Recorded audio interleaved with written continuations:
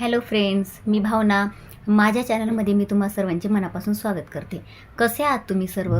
I hope तुम्ही सर्व आनंदात असाल. स्वामींच्या कृपेने तुमच्या सगळ्या चांगल्या इच्छा पूर्ण होत. आजचा दिवस तुम्हाला खूप छान आणि आनंदाचा जाऊ.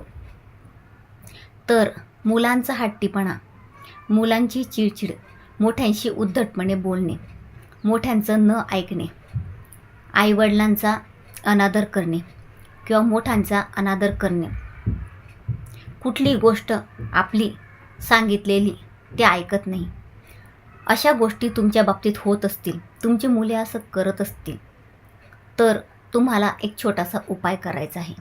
त्याआधी मला तुम्हाला सांगायचं आहे की मुलांना नजर खूप लवकर लागते. आता बघा, आपण म्हणतो की एखादा मुलगा चांगला वागत असेल, चांगला बोलत असेल, तर काय होतं की समोरचा म्हणतो की किती हुशार मुलगा आहे हा, किंवा आपलीसुद्धा आपण पण म्हणत असतो आपल्या मुलांना की माझं मूल किती हुशार आहे, माझ्या मुलाला अभ्यासात किती छान प्रगती होते किंवा चांगले मार्क्स मिळाले, तरीसुद्धा आपण म्हणतो, तर आपलेसुद्धा मुलांना नजर लागते. तर या गोष्टी झाल्यामुळे सुद्धा मुलं चिडचिड करतात. तर या गोष्टी जर तुमच्या बाबतीत होत असतील, तुमची मुलं जर अशी वागत असतील, तर तुम्ही हा छोटासा उपाय नक्की करा. नक्की करून बघा. तुमच्या मुलांमध्ये तुम्हाला 4 ते 5 दिवसात तुम्हाला फरक दिसणार आहे. 4 ते 5 दिवसात तुम्हाला याचा रिझल्ट दिसेल 100%. हा अगदी प्रभावी उपाय आहे. प्रत्येक आईने हा उपाय आपल्या मुलांसाठी करायचा आहे. आपल्याला वाटतं ना की आपलं मूल चांगलं वागावं, चांगलं राहावं, अध्यात्म त्याने करावं. जसं आपण अध्यात्मात आलो आहोत, तसं आपल्या मुलाने सुद्धा थोडंफार तरी म्हणजे रामरक्षा वाचावं किंवा देवाधर्माचं काहीतरी करावं. मुलं आता सगळं विसरले आहेत. या गोष्टी मुलांना पटत नाही. त्यामुळे होतं काय, हा त्यांचा उद्धटपणा वाढत जातो आणि त्यामुळे त्यांचं हे खूप मोठं नुकसान आहे. त्यांच्या हा फ्युचरचा प्रश्न आहे. त्यांचं फ्युचर खूप खराब होणार आहे आणि ते चांगलं करणं आपल्या आईवडिलांचं हे कर्तव्य असतं. म्हणून प्रत्येक आईने हा छोटासा उपाय करायचा आहे आपल्या मुलांसाठी. किंवा ज्या घरात आई नसेल त्या घरात वडिलांनी केला तरीसुद्धा चालेल. आई वडील कोणी हा उपाय करू शकतं किंवा आजी बाबा आपल्या नातवंडांसाठी हा उपाय करू शकता. तर तुम्ही हा उपाय नक्की करा. आपल्या गुरुमाऊलींनी खूप छान उपाय हा दिलेला आहे.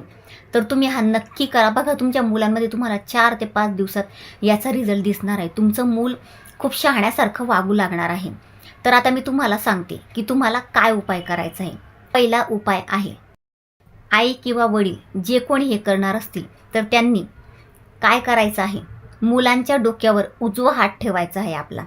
उजवा हात ठेवल्यानंतर 11 वेळा रामरक्षा स्तोत्र वाचायचं आहे.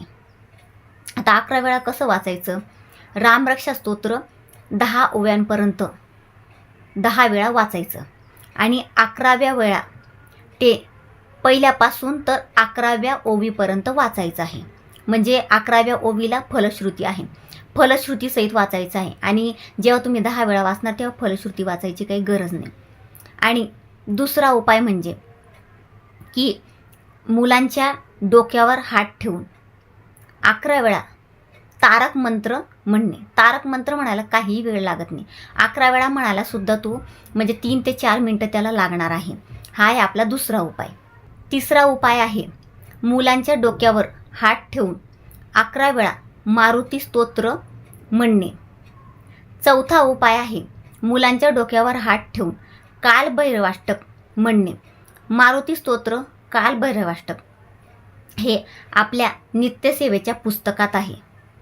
पाचवा उपाय आहे, मुलांच्या डोक्यावर हात ठेवून 3 वेळा हनुमान चालीसा म्हणणे. सहावा उपाय आहे, शनिवारी हनुमानाच्या मंदिरात आपल्या मुलांना आपण घेऊन जायचं आहे आणि तिथे नेल्यानंतर 11 लवंगाची माळ घरूनच ती करून घेऊन जायची आहे. 11 लवंग घ्यायच्या आणि त्याला एक एक गाठी मारायची आहे. अशी तुम्हाला माळ तयार करायची आहे.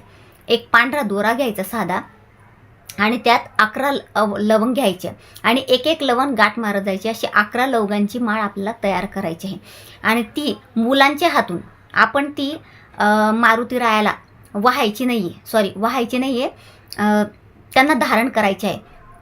तर ती मुलांच्या हातानेच ती धारण करायची आहे. मुलांना सांगायचं धारण करायला की तू ती माळ धारण कर. आणि जर मुली असतील मुलगी असेल तर मुलगी हे करू शकत नाही, म्हणजे मारुतीरायांना आपण हात लावू शकत नाही.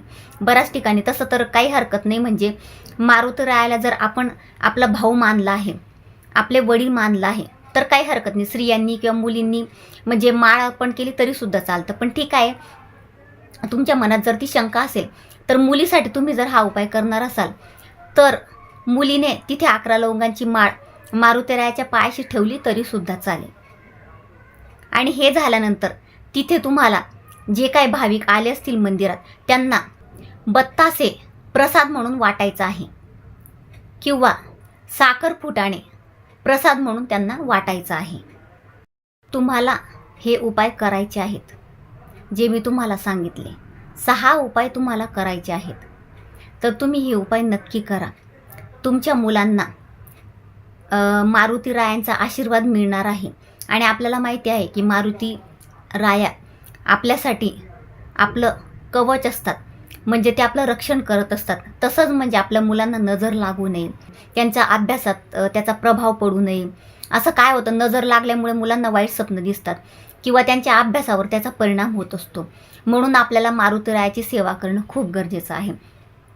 तर तुम्ही या गोष्टी करा. आणि कालभैरवाष्टक, रामरक्षा स्तोत्र हे तर खूप म्हणजे रामरक्षा स्तोत्राचे तर म्हणजे खूप प्रभावशाली आहे. रामरक्षा स्तोत्र जेव्हा आपण आपल्या आयुष्यात म्हणायला सुरुवात करतो तर आपल्या भोवती एक संरक्षण कवच तयार होत असतं.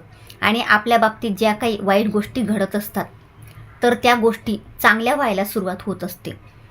तर त्याबद्दल पण मी एक व्हिडिओ करणार आहे की रामरक्षाचं काय महत्त्व आहे. रामरक्षा स्तोत्र तसं तर सगळ्यांनी वाचायला पाहिजे, खूप प्रभावशाली आहे ते. म्हणून रामरक्षा स्तोत्राला खूप महत्त्व आहे. तुम्ही हे उपाय करा आणि बघा, तुम्ही तुमच्या मुलांमध्ये 4 ते 5 दिवसात तुम्हाला फरक जाणवणार आहे. आणि फरक जाणवेल, पण एकच उपाय करू नका.